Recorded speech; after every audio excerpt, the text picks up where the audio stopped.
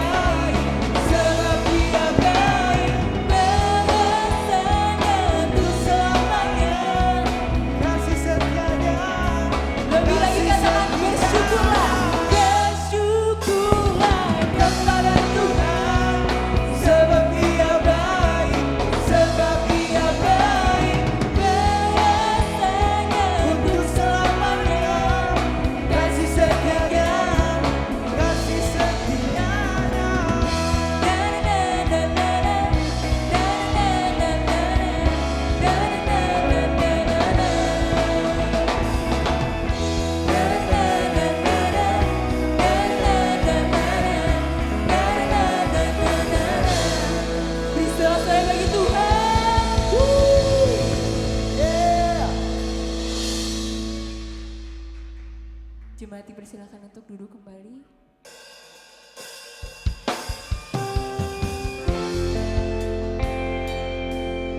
Mari bersama kita satukan hati kita menyembah Tuhan.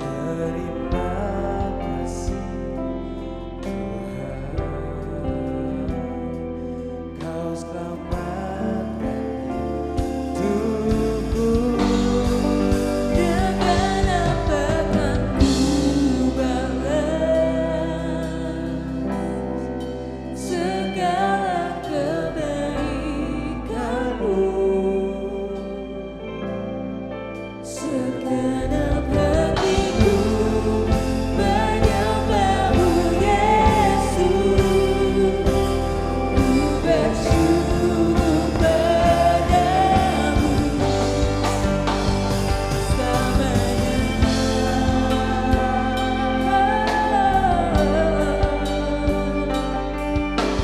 Kau Allah yang setia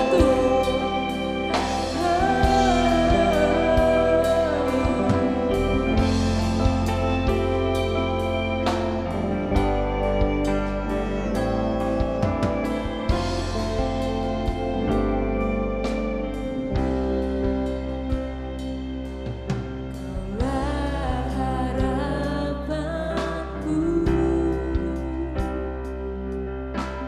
hidupku dalam. Terima kasih Tuhan atas seluruh penyertaan-Mu dalam hidup kami. Terima kasih Tuhan, Kau sambahkan hidupku dengan apa akan ku balas segala kebaikan-Mu. Segenap hatiku menyembahmu Yesus, ku bersyukur padamu selamanya.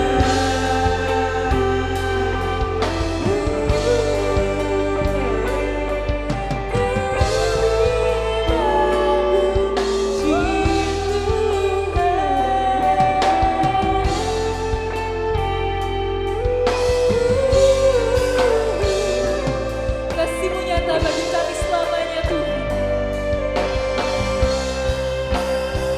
Selamanya.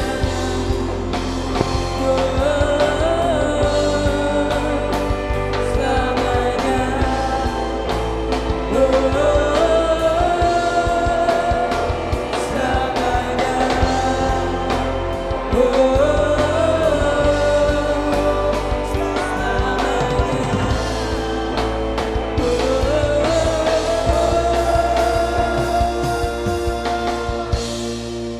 Dengan apa kan ku balas segala kebaikan-Mu.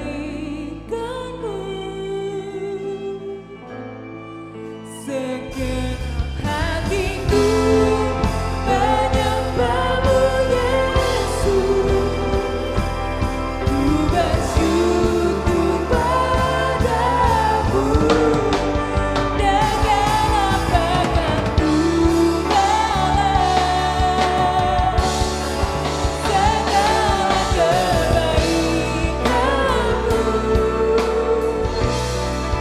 Segenap hatiku menyembahmu Yesus, ku bersyukur padamu. Dengan apa kan ku balas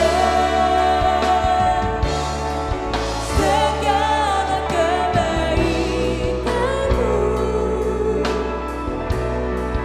Segenap hatiku menyembahmu Yesus, ku bersyukur padamu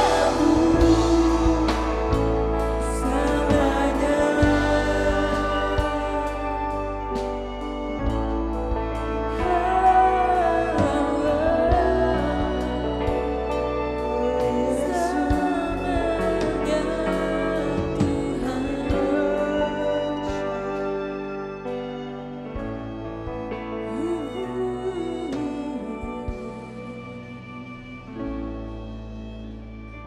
Kami mengucap syukur Tuhan atas segala berkat-Mu dalam hidup kami Bapa. Segala kebaikan-Mu nyata dalam hidup kami Tuhan. Pimpin kami Tuhan untuk hidup bergantung padamu ya Bapa. Hidup senantiasa menyembah Engkau dalam kehidupan kami. Kami percaya Tuhan, di dalam Engkau selalu ada jalan ya Bapa. kalau sebentar kami akan mendengarkan firman-Mu. Bukakan hati dan telinga kami Tuhan. Biarlah firman-Mu bisa menjadi rema dalam kehidupan kami. Hanya di dalam nama Tuhan Yesus kami sudah berdoa. Semua yang percaya sama-sama katakan, amin.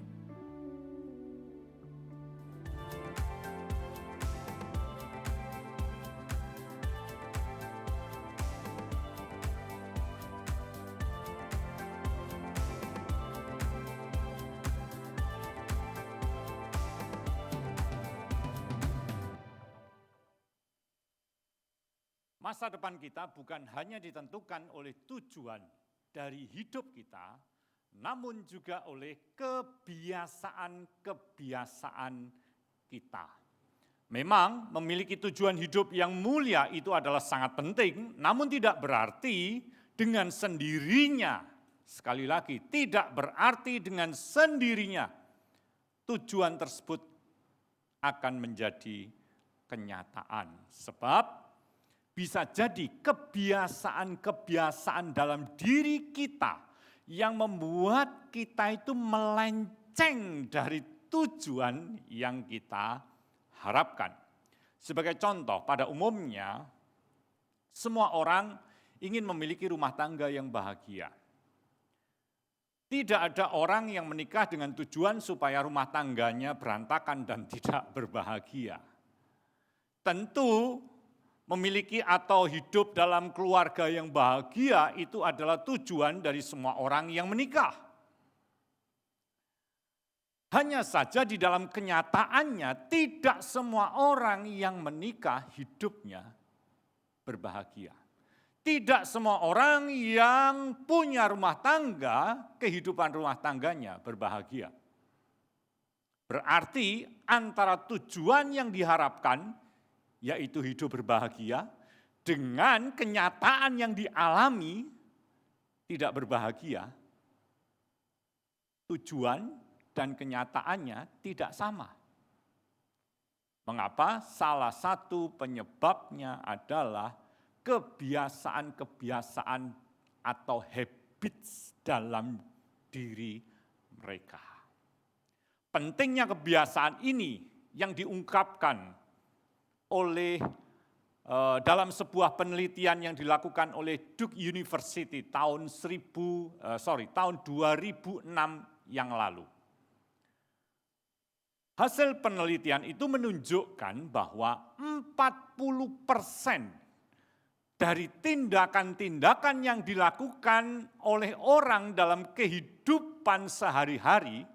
Jadi tindakan-tindakan yang dilakukan oleh orang dalam kehidupan sehari-hari itu bukanlah karena keputusan atau karena pemikiran yang mereka buat, namun karena kebiasaan-kebiasaan mereka. 40%. Tentu itu bukan jumlah yang sedikit.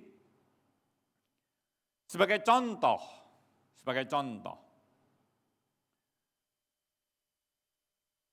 usai bangun tidur, setelah kita bangun tidur, kita mau sikat gigi dulu atau mau makan dulu.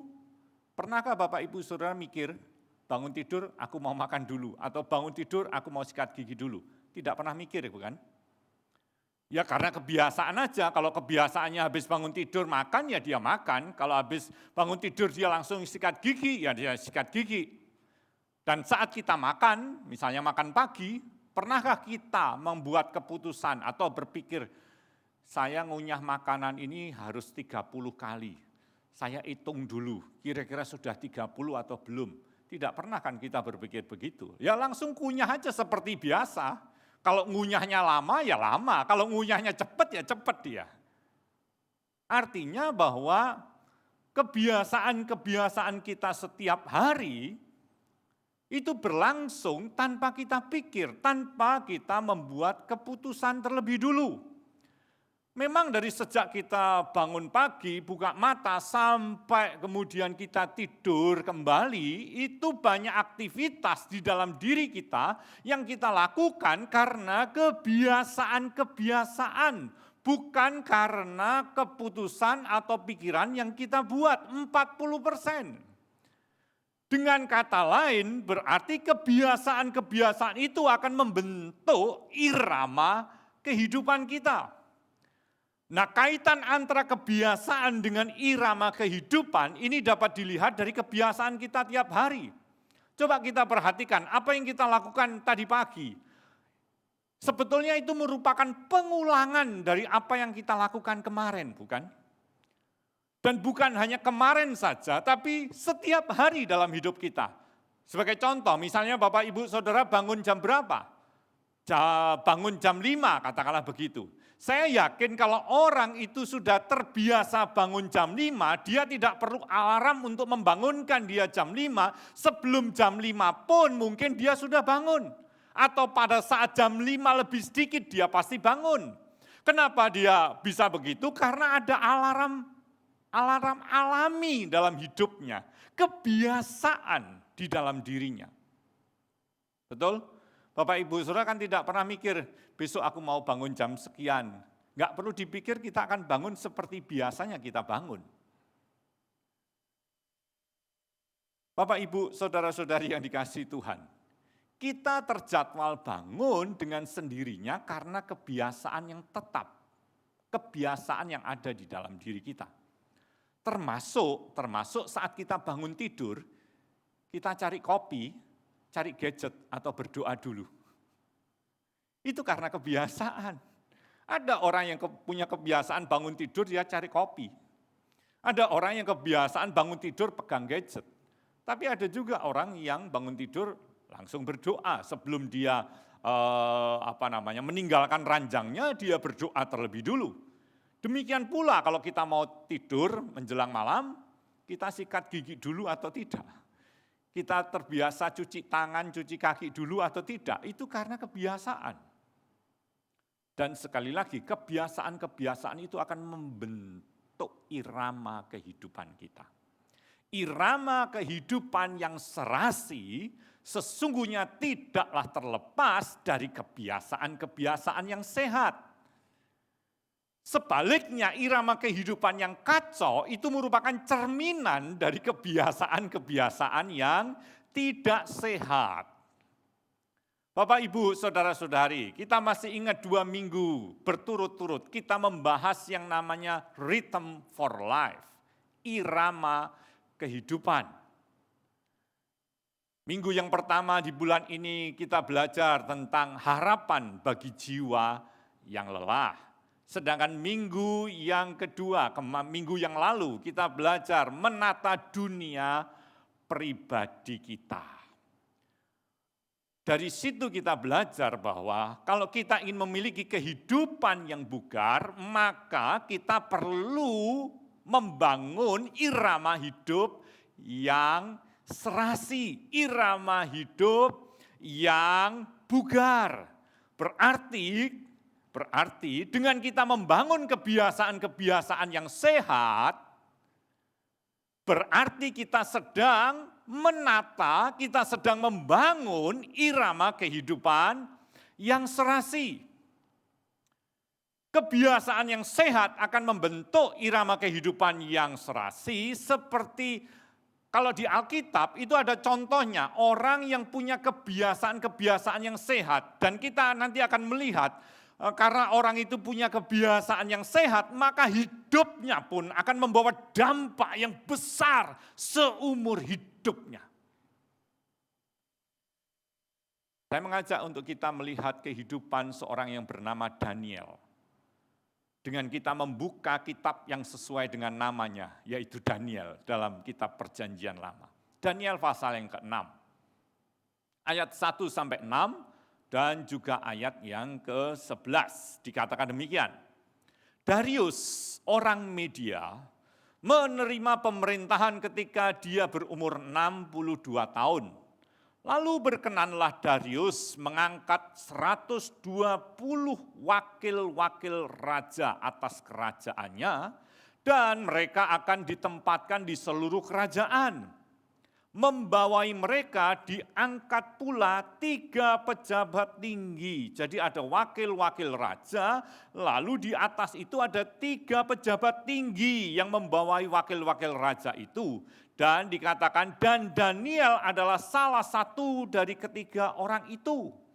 Kepada merekalah, yaitu kepada 3 orang itulah para wakil raja harus memberi pertanggungjawaban supaya raja jangan dirugikan. Ayat 4, maka Daniel ini melebihi para pejabat tinggi dan para wakil raja. Perhatikan, Daniel melebihi para pejabat tinggi dan para wakil raja itu, karena ia mempunyai roh yang luar biasa. Dan raja bermaksud untuk menempatkannya atas seluruh kerajaannya. Ayat 5, kemudian para pejabat tinggi dan para wakil raja itu mencari alasan dakwaan terhadap Daniel dalam hal pemerintahan. Tetapi mereka tidak mendapat alasan apapun atau sesuatu kesalahan, sebab ia Daniel setia dan tidak didapati sesuatu kelalaian atau sesuatu kesalahan padanya. Saya ulangi, sebab ia setia dan tidak ada didapati sesuatu kelalaian atau sesuatu kesalahan padanya. Maka berkatalah orang-orang itu, kita tidak akan mendapat satu alasan dakwaan terhadap Daniel ini kecuali dalam ibadahnya kepada Allahnya. Kita lompat ayat yang ke-11. Demi didengar Daniel bahwa surat perintah itu telah dibuat. Surat perintah itu berisi larangan kalau dalam 30 hari orang mengajukan permohonan selain kepada Raja Darius, maka kalau kedapatan orang itu harus dimasukkan ke gua singa. Surat perintah itu siapa yang buat? Yang buat adalah itu para wakil raja dan 3 orang selain Daniel, 2 yang lain yang merasa iri dengan Daniel. Jadi mereka mendatangi Raja Darius minta supaya dibuatkan surat perintah. Kalau dalam 30 hari ada orang yang mengajukan permohonan selain kepada Raja Darius, orang itu harus dihukum dengan dimasukkan ke gua singa. Kita tahu ceritanya hal itu. Nah, saya lanjutkan. Ayat 11, demi didengar Daniel bahwa surat perintah itu telah dibuat, pergilah ia ke rumahnya. Dalam kamar atasnya ada tingkap-tingkap yang terbuka ke arah Yerusalem. Perhatikan, 3 kali sehari dia berlutut, berdoa, serta memuji Allahnya. Perhatikan penggalan kalimat yang terakhir, seperti yang biasa dilakukannya. Seperti yang biasa dilakukan oleh Daniel. Jadi Daniel punya kebiasaan, yaitu apa? Berlutut, berdoa, memuji Allahnya 3 kali sehari. Kebiasaan yang nampaknya sederhana, namun berdampak besar. Kebiasaan yang sedemikian menyolok pengaruh dari kebiasaan yang dilakukan oleh Daniel tersebut, sehingga di ayat yang ke-6 tadi dikatakan demikian, maka berkatalah orang-orang itu, kita tidak akan mendapat suatu alasan dakwaan terhadap Daniel ini kecuali dalam ibadahnya kepada Allahnya. Jadi orang-orang itu tahu Daniel itu punya kebiasaan beribadah kepada Allahnya. Makanya mereka buat surat perintah, surat larangan diajukan ke Raja Darius, supaya dalam 30 hari kalau ada orang mengajukan permohonan selain kepada Raja Darius, orang itu patut dihukum dan dimasukkan ke gua singa. Jelek kan maksudnya mereka itu. Bapak, Ibu, saudara-saudari yang dikasihi Tuhan, kembali kepada kalimat tadi, seperti yang biasa dilakukannya. Itulah kebiasaannya Daniel yang membedakan dengan kebiasaan orang-orang sejamannya di kerajaan Media Persia. Kalau kita perhatikan ayat 7 dan ayat sampai dengan ayat yang ke-9, orang-orang ini adalah orang-orang yang iri. Karena apa? Raja Darius bermaksud mengangkat Daniel melebihi ketiga pejabat yang lain, bermaksud mengangkat Daniel menjadi orang kedua, orang nomor 2 di kerajaan Media Persia. Tetapi rekan-rekan sekerjanya iri. Hal ini menunjukkan, jadi mereka ingin kedudukannya Daniel, tapi mereka nggak dapat. Seperti yang tadi saya bilang di awal, kepinginnya rumah tangganya bahagia, tapi kenyataan yang dialami nggak bahagia.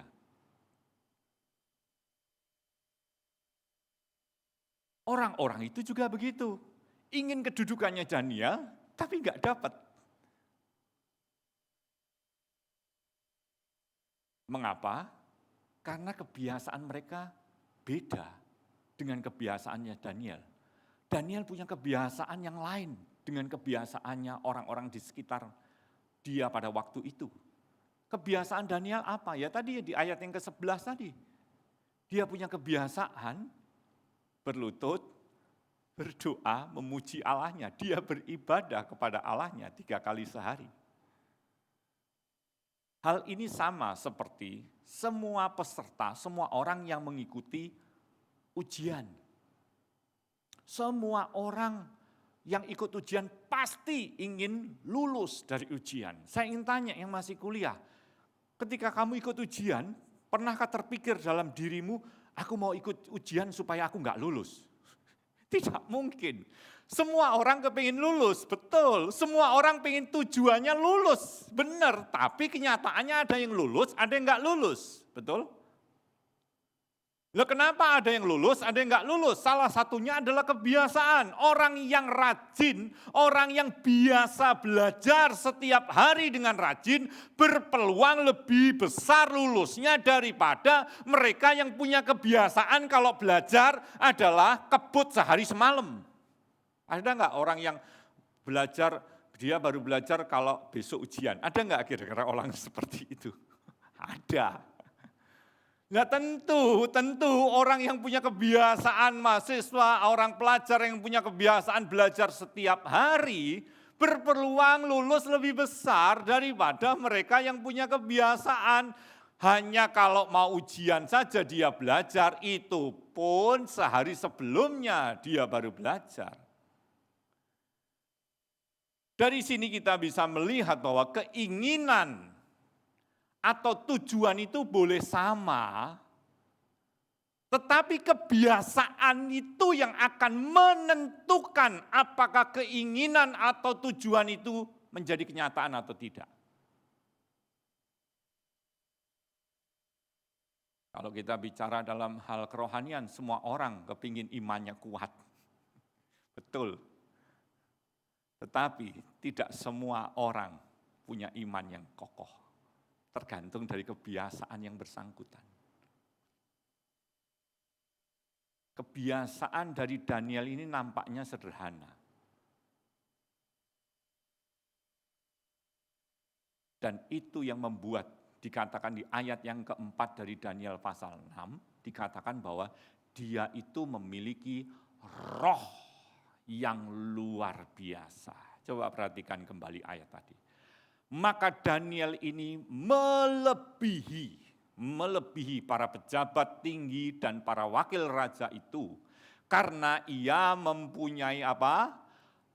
Roh yang apa? Luar biasa. Itu sebabnya Raja Darius bermaksud menempatkan dia menjadi orang kedua di seluruh kerajaan Media Persia pada waktu itu. Apa itu roh yang luar biasa? Wah, bukan berarti dia bisa menerawang begitu, bukan itu. Bukan berarti yang dunia bukan dunia nyata, bukan. Roh yang luar biasa itu artinya adalah sikap hidup yang tidak biasa-biasa. Simple. Gaya hidup yang tidak biasa-biasa. Sikap hidup yang berbeda dengan kebanyakan orang, itulah kebiasaan yang sehat. Itulah kebiasaan yang bugar. Sikap hidup yang tidak biasa-biasa, itulah kebiasaan yang benar. sehingga membuat Daniel berbeda dengan orang-orang di sekitarnya. Berbeda bukan karena aneh dan nyeleneh. Kalau berbeda karena orang itu punya sikap yang aneh dan nyeleneh, itu banyak ditemui di sekitar kita. Bukan, Daniel bukan seperti itu. Daniel ini termasuk orang yang langka. Langka. Karena hanya dia yang ditemui di seluruh kerajaan Media Persia. Saya beritahu Bapak Ibu Saudara, Daniel ini orang biasa seperti kita. Allahnya Daniel juga Allahnya yang kita sembah. Amin. Nah, kembali kepada topik pembicaraan kita. Dari ayat-ayat yang tadi kita baca, kita dapat menarik kesimpulan. Ada 3 langkah yang perlu kita bangun. Ada 3 langkah yang perlu kita lakukan. Kalau kita ingin membangun kebiasaan yang sehat. Kebiasaan yang membawa dampak hidup yang luar biasa seperti yang dialami oleh Daniel. Walaupun dia itu hidup di tengah-tengah bangsa yang menyembah berhala, walaupun dia itu adalah tawanan di tempat pembuangan, walaupun dia itu termasuk kelompok yang minoritas di tengah-tengah mayoritas para penyembah berhala pada waktu itu.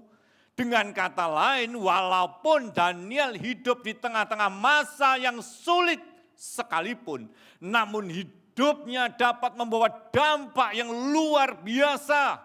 Bukan hanya pada satu dekade tertentu, tetapi dikatakan Daniel itu berkiprah di dalam dekade 3 raja. Wow, luar biasa. Saya percaya satu hal, Allahnya Daniel juga Allah yang sama yang kita sembah. Amin. Di tengah-tengah masa sukar yang Bapak, Ibu, Saudara-saudari alami, kita dapat mengalami hidup yang berkemenangan seperti Daniel. 3 langkah yang saya maksudkan adalah, yang pertama, tentukan identitas dari pribadi yang menjadi tujuan hidup kita. Tentukan identitas dari pribadi yang menjadi tujuan hidup kita. Hidup itu harus punya tujuan. Apabila hidup tidak punya tujuan, maka kita akan muter-muter saja. Dan kalau muter-muter, maka kita bisa capek sendiri. Betul? Bosen. Kita menghabiskan waktu, menghabiskan tenaga, menghabiskan biaya. Demikianlah kalau kita ini hidup tanpa tujuan yang jelas, hidup kita akan berakhir dalam kesia-siaan. Nah, di dalam membangun kebiasaan yang sehat, kita harus punya sasaran. Kita harus memiliki sasaran dalam bentuk identitas dari pribadi yang menjadi tujuan hidup kita. Dengan kata lain, kita ini ingin jadi siapa gitu loh. Who do you want to become? Anda mau ingin jadi siapa? Tentukan dulu, Anda mau jadi seperti siapa? Hal ini diungkapkan oleh seorang yang bernama James Clear dalam bukunya Atomic Habits. Di situ dia menuliskan bahwa tujuan hidup bukanlah untuk melakukan sesuatu, namun untuk menjadi sesuatu. Hanya bila kita tahu kita ingin menjadi siapa, kalau kita ini tahu kita mau menjadi siapa, maka kita pun akan mengetahui apa yang perlu menjadi kebiasaan kita. Contohnya begini, tujuan kita ini bukan untuk misalnya mengikuti lomba lari maraton, tapi tujuan kita adalah menjadi seorang pelari yang handal.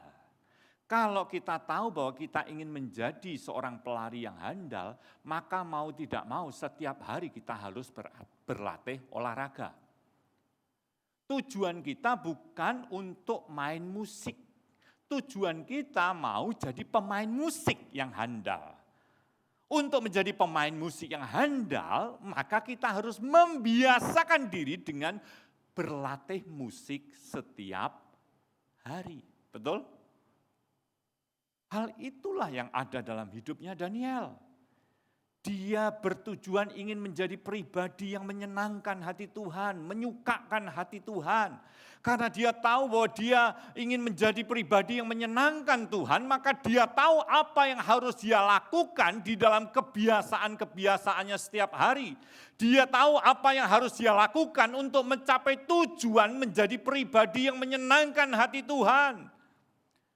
Apa yang dia lakukan, apa yang Daniel lakukan, supaya tujuannya dia menyenangkan hati Tuhan itu tercapai, yaitu yang ditulis di dalam Daniel 6 ayat 11 tadi. Coba kita lihat sejenak. Yang dilakukan oleh Daniel di situ adalah 3 kali sehari dia berlutut berdoa, memuji Allahnya seperti yang biasa dilakukannya. Nah, kebiasaan Daniel yaitu berlutut berdoa, memuji Allahnya sehari 3 kali. Ini tidak terlepas dari keinginannya dia, identitas yang menjadi tujuan hidupnya, yaitu jadi pribadi yang menyenangkan hati Tuhan. Karena dia ingin jadi pribadi yang menyenangkan hati Tuhan, maka dia membangun kebiasaan-kebiasaan yang sehat, yang menunjang identitasnya dia. Hubungan antara identitas dengan kebiasaan ini bersifat timbal balik. Bersifat timbal balik, artinya begini, identitas yang tidak sehat akan menghasilkan kebiasaan-kebiasaan yang tidak bijak. Selanjutnya, kebiasaan-kebiasaan yang tidak bijak itu akan memperkuat identitas yang tidak sehat tadi. Contohnya, jika seorang berharap dia menjadi seorang ayah yang ditakuti oleh anak-anaknya, dia punya tujuan jadi ayah yang ditakuti oleh anak-anaknya, maka dia akan membangun kebiasaan apa? Tidak mau bergaul terlalu dekat dengan anaknya, tidak mau bersikap ramah terhadap anaknya. Apa akibatnya? Akibatnya kebiasaan dia yang tidak mau bergaul dekat dan bersikap ramah kepada anaknya itu akan memperkuat identitasnya dia sebagai ayah yang tidak dihormati, ayah yang ditakuti oleh anak-anaknya. Dan pada gilirannya, identitas sebagai ayah yang ditakuti itu makin lama makin kuat. Lah kalau itu semakin kuat akan melahirkan kebiasaan-kebiasaan tidak mau dekat dan tidak mau semakin dekat, jaga jarak gitu kira-kira dengan anaknya, tidak mau tidak mau jaga jarak, jaga image dengan anaknya. Lah kalau dia membiasakan diri dengan kebiasaan tidak mau dekat sama anaknya, maka identitasnya dia sebagai ayah yang ditakuti itu semakin kuat, semakin nyata. Dan kalau ini terus-menerus begitu, maka akan menghancurkan hidupnya dia, menghancurkan kehidupan anak-anaknya, menghancurkan kehidupan rumah tangganya. Itu sebabnya kaitan antara identitas dengan kebiasaan itu timbal balik. Sebaliknya kalau orang itu menentukan identitasnya itu sehat, benar. Ya.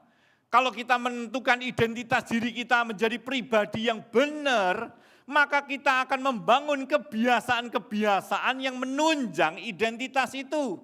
Dan kalau kita membangun kebiasaan-kebiasaan yang menunjang identitas itu, maka identitas itu akan semakin strong, kira-kira gitu, semakin jelas. Dan kalau identitas itu akan semakin jelas, maka itu akan menularkan, menjadikan kebiasaan-kebiasaan kita juga akan semakin kuat, semakin teguh. Dengan kata lain, kalau kita menentukan identitas yang sehat sebagai tujuan dari hidup kita, maka kita juga akan terdorong, saya ulangi, terdorong untuk membangun kebiasaan-kebiasaan yang sehat sesuai dengan identitas tadi.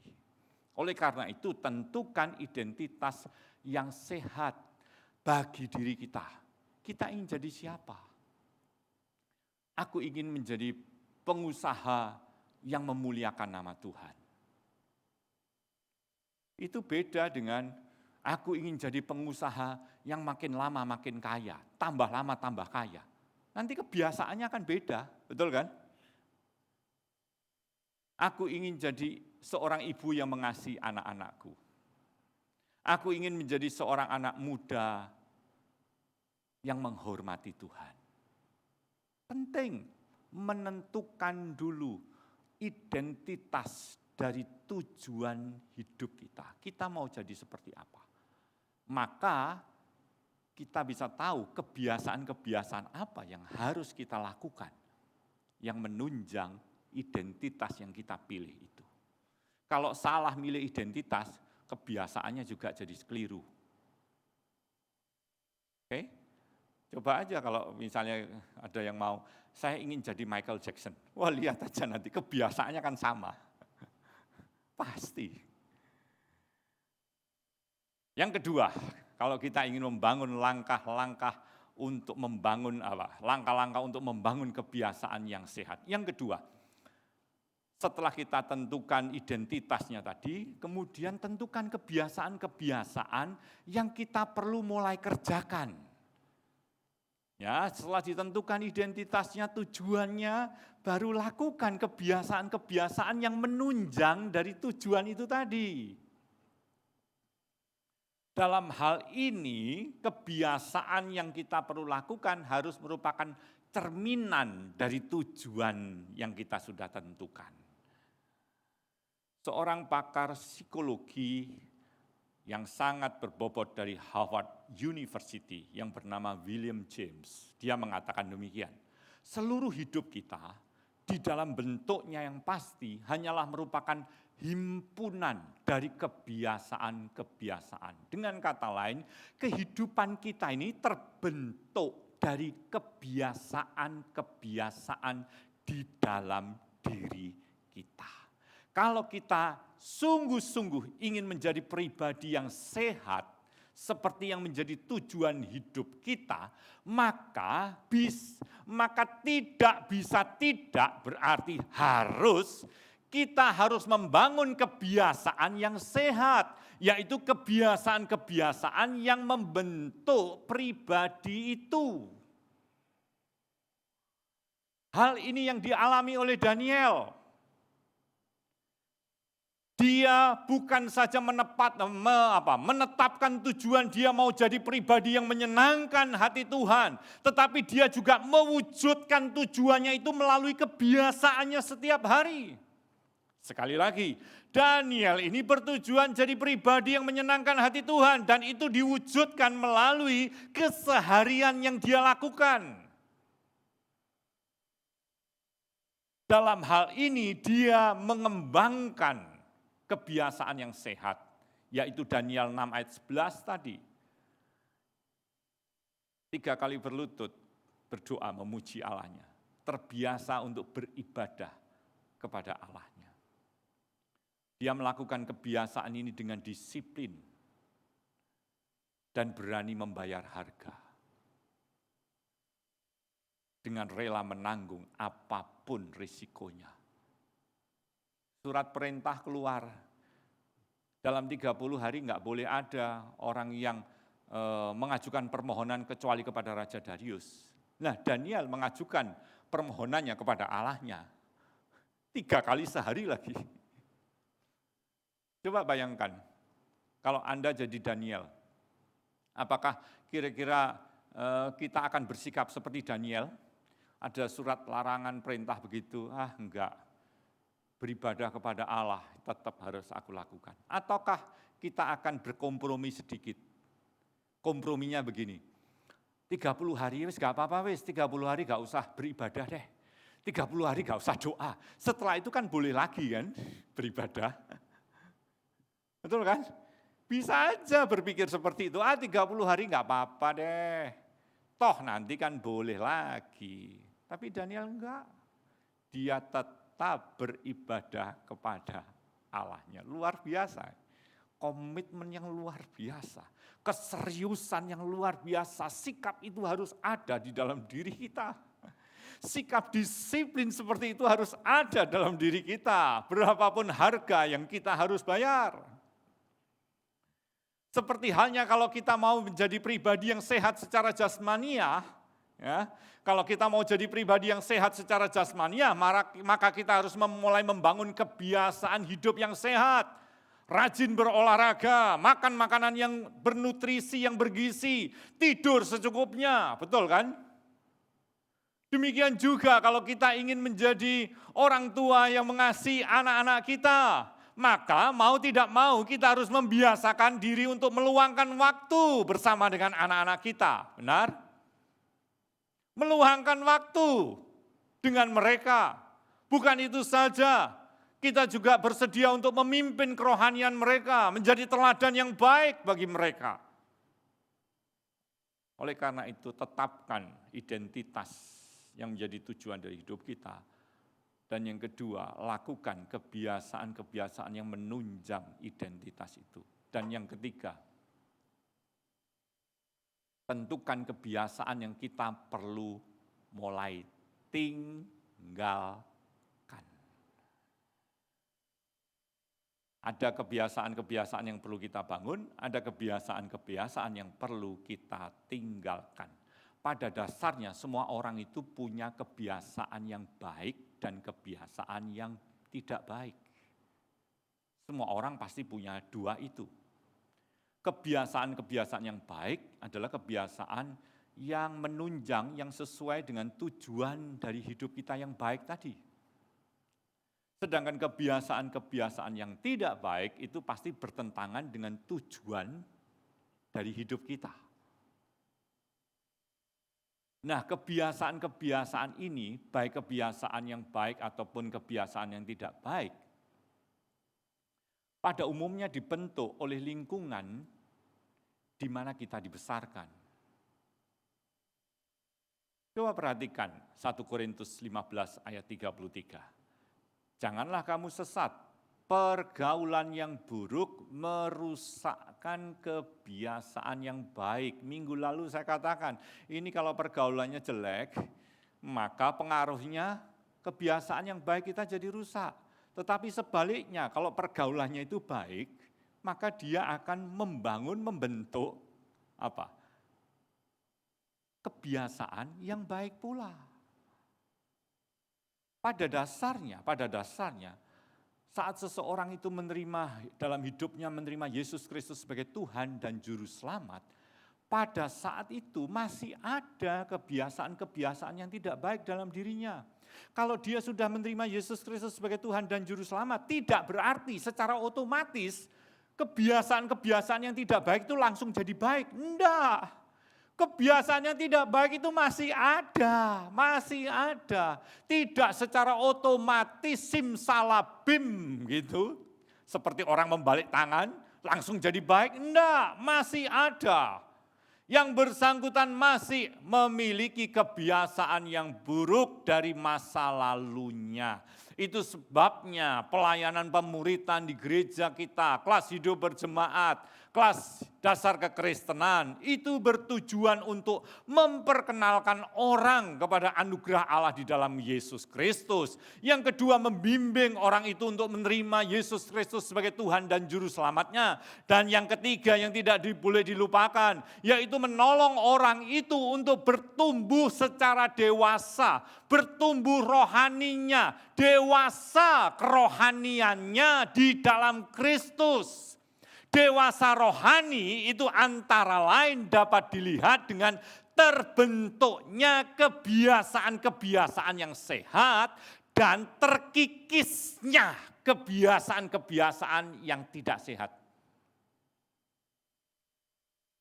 Perhatikan baik-baik ya, kedewasaan rohani itu bisa dilihat dari terbentuknya kebiasaan yang sehat dan terkikis, tergerus kebiasaan-kebiasaan yang tidak sehat.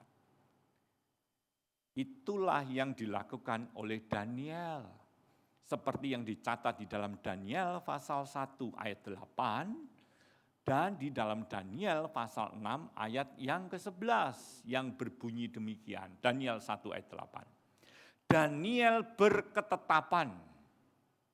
Jadi Daniel nih yang mengambil keputusan untuk tidak menajiskan dirinya dengan santapan raja dan dengan anggur yang biasa diminum raja.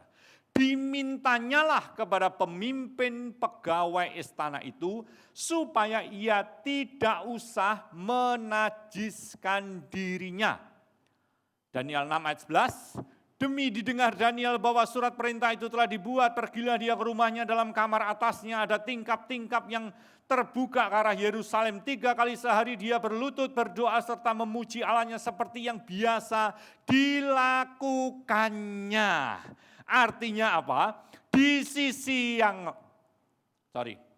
Artinya di satu sisi perlu membiasakan diri dalam melakukan kebiasaan-kebiasaan yang baik, dan di saat yang sama juga membiasakan diri untuk menolak kebiasaan untuk menolak kalau ingin melakukan kebiasaan-kebiasaan yang tidak baik. Bisa paham di sini? Di satu sisi kita membangun kebiasaan yang sehat, melakukan kebiasaan yang sehat, di sisi yang lain kita menolak untuk melakukan kebiasaan yang tidak sehat. Itu akan terus terjadi dalam hidup kita, benar? Setiap hari seumur hidup kita. Jadi jangan pikir, kalau aku sudah melayani misalnya begitu, langsung kebiasaan baik itu akan otomatis terbentuk dalam diri kita dan yang buruk itu akan langsung hilang. Enggak, jangan begitu, jangan berpikir begitu. Itu sebabnya kadang-kadang orang berpikir, dalam nama Yesus, aku tolak roh kemalasan, dalam nama Yesus, aku tolak roh keserakahan. Itu bukan ditolak, itu perlu disalibkan. Bukan ditolak, ditengking-tengking, tapi itu perlu disalibkan, penyaliban diri. Itulah tadi yang saya katakan, bersedia untuk menolak. Seperti Daniel, berketetapan hati tidak mau menajiskan dirinya. Dia ngambil keputusan untuk nolak makan makanan yang najis itu. Halo, bisa memahami hal ini? Kalau kita menolak kebiasaan-kebiasaan yang buruk, berarti kita sedang membangun kebiasaan yang baik. Saya ulangi, kalau kita berani menolak kebiasaan yang buruk, berarti engkau sedang membangun kebiasaan yang baik.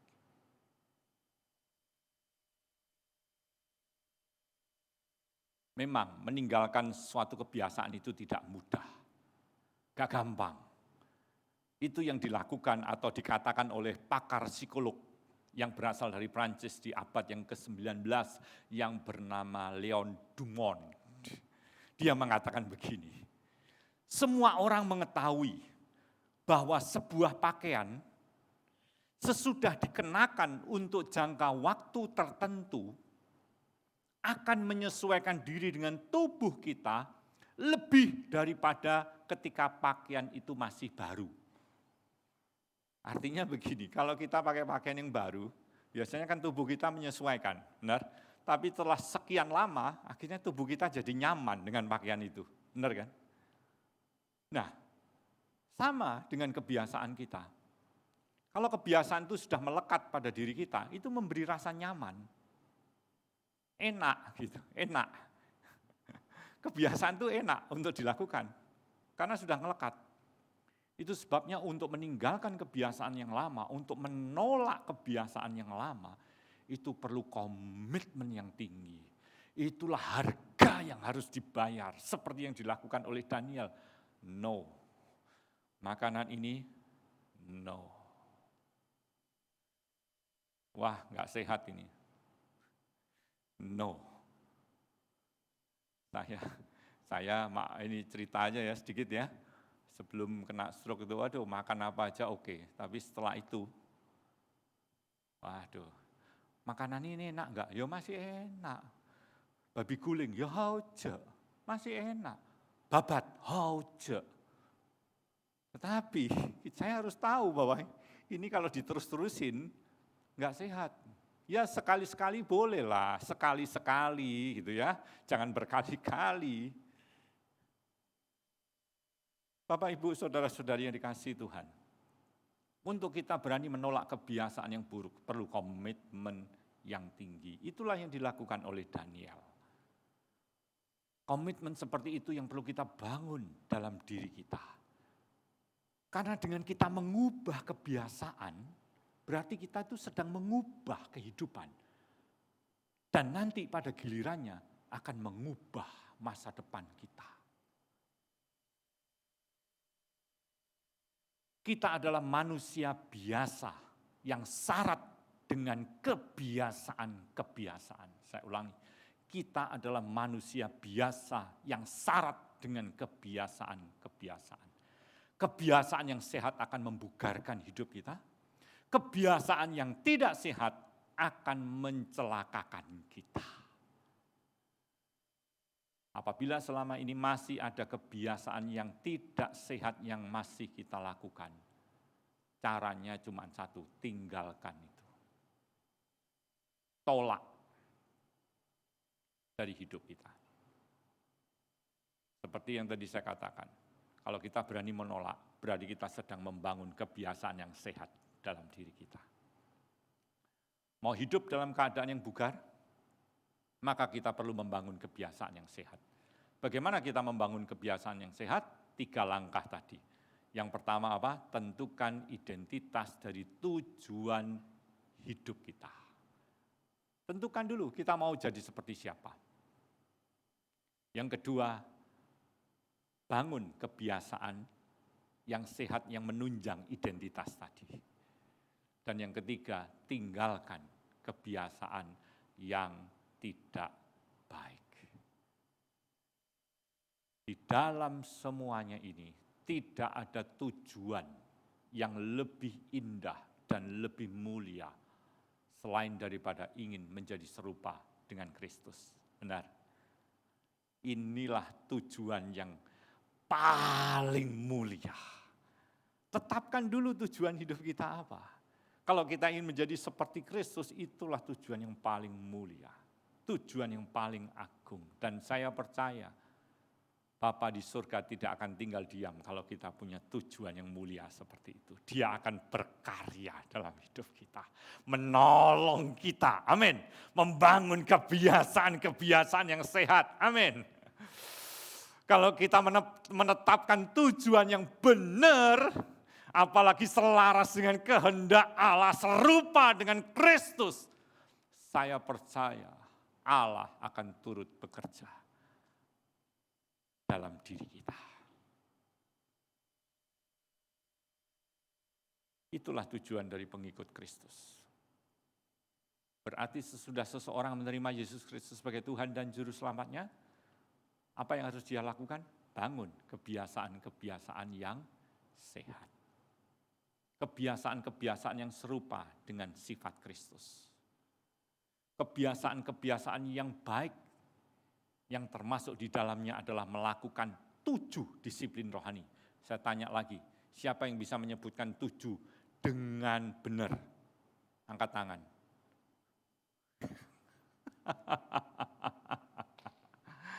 Untuk menyegarkan ingatan kita, 7 disiplin rohani itu adalah yang pertama, waktu hening, silent and solitude. Yang kedua, merenungkan firman Tuhan. Yang ketiga, membangun keakraban dengan Tuhan melalui doa kita. Yang keempat, ibadah harian. Yang kelima, puasa secara berkala dan teratur. Yang keenam, sabat secara reguler. Dan yang ketujuh, aktif di dalam komunitas rohani. Berdasarkan 7 disiplin itu kita sedang membangun irama kehidupan yang bugar. Irama kehidupan yang memungkinkan kita hidup seperti Daniel. Tidak sia-sia hidupnya Daniel, namun berdampak luas, berdampak besar seumur hidupnya. Walaupun dia hidup di tengah-tengah lingkungan yang tidak mudah. Itulah kehidupan yang digambarkan dalam Mazmur pasal 1, yaitu seperti pohon yang ditanam di tepi aliran air. Walaupun ada musim kering sekalipun, pohon itu tetap hijau daunnya.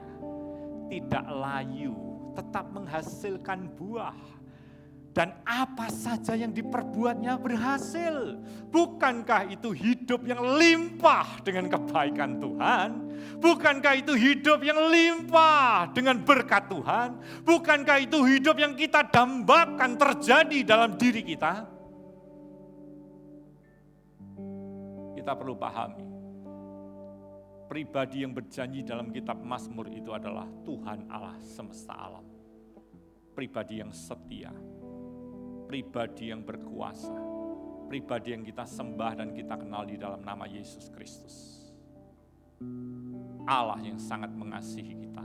Di dalam kasih-Nya Dia rela menjadi sama seperti manusia. Mati di atas kayu salib menanggung dosa dan kejahatan umat manusia. Di dalam kuasa-Nya Dia bangkit dari kematian. Hal ini menunjukkan bahwa tidak ada kuasa yang melebihi kuasa-Nya. Dan bukan itu saja, Dia Allah yang setia, yaitu Dia mengirimkan Roh-Nya ke dalam diri kita. Dia menaruhkan Roh-Nya ke dalam diri kita. Dia berjanji Dia tidak akan membiarkan dan meninggalkan kita. Dia setia di segala keadaan.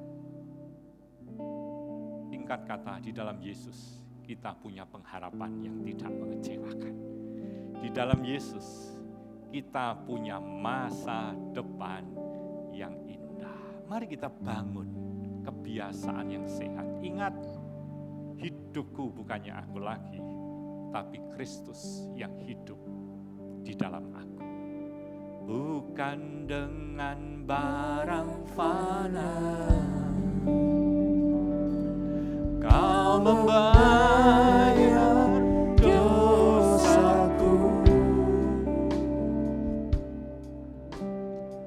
dengan darah yang mahal. Tiada noda dan celah, bukan dengan emas perak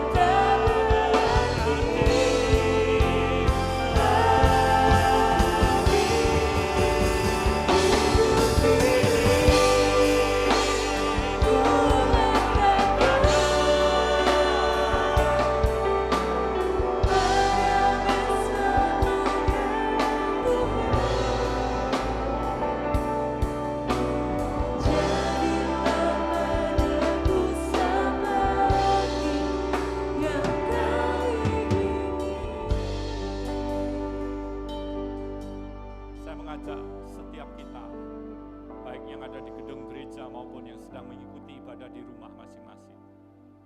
Mari kita menaruhkan hidup kita di atas mezbah Tuhan. Dengan mengatakan, ku telah mati dan tinggalkan cara hidupku yang lama. Ku telah mati dan tinggalkan kebiasaanku yang lama, yang buruk, yang tidak membangun, yang tidak sehat. Mari setiap kita menaruhkan hidup kita di atas mezbah Tuhan. Mari kita merendahkan hati kita di hadapan Tuhan. Membawa hidup kita.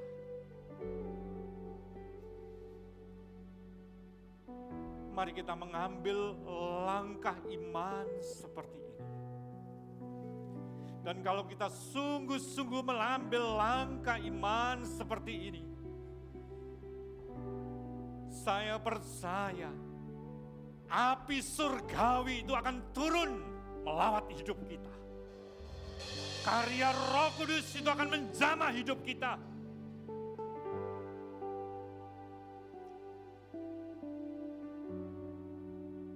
Hidup kita yang lama,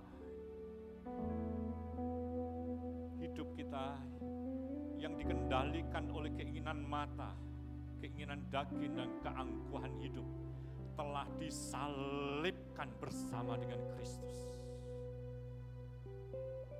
Dan sekarang kita hidup di dalam hidup yang baru. Hidup di dalam iman kepada Yesus Kristus. Kita hidup menjadi ciptaan yang baru dengan kebiasaan-kebiasaan yang baru.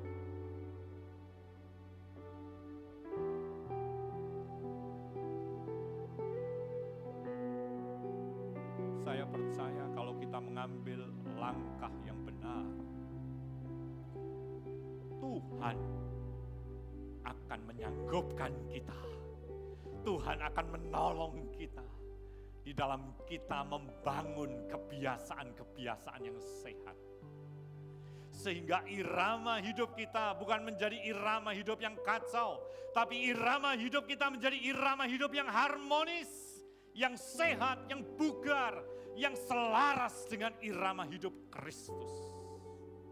Tuhan Yesus, saya berdoa untuk setiap umat-Mu dimanapun mereka berada. Beracaralah, berkaryalah dalam hidup mereka, pribadi lepas pribadi.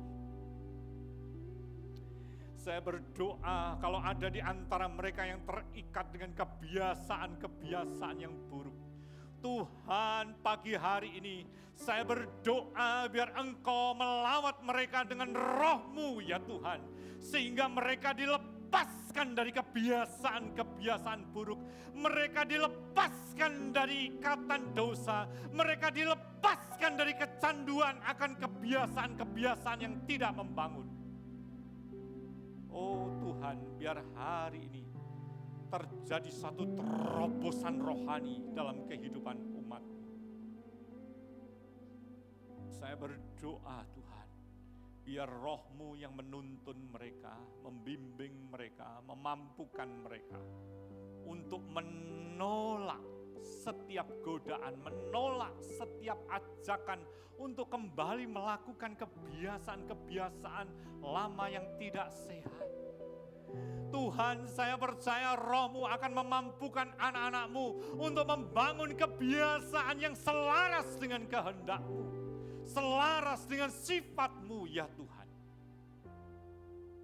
Oh Roh Kudus, berkaryalah dalam kehidupan pribadi lepas pribadi, sehingga ibadah hari ini menjadi sebuah ibadah yang membugarkan hidup kami, menyegarkan kerohanian kami, membukakan kehidupan yang baik, yang baru, yang bugar.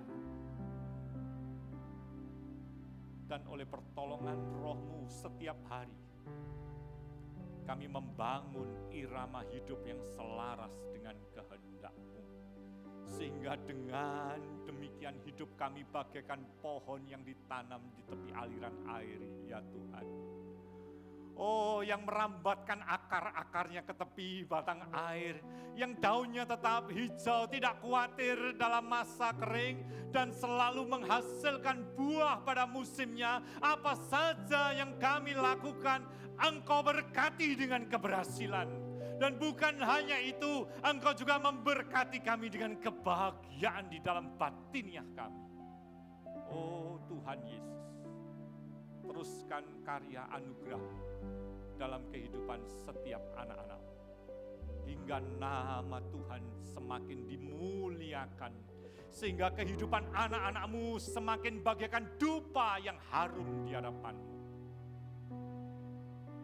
menjadi terang di tengah kegelapan, menjadi garam di tengah kehamparan. Di dalam nama Tuhan Yesus Kristus, mari setiap kita yang percaya mengatakan amin.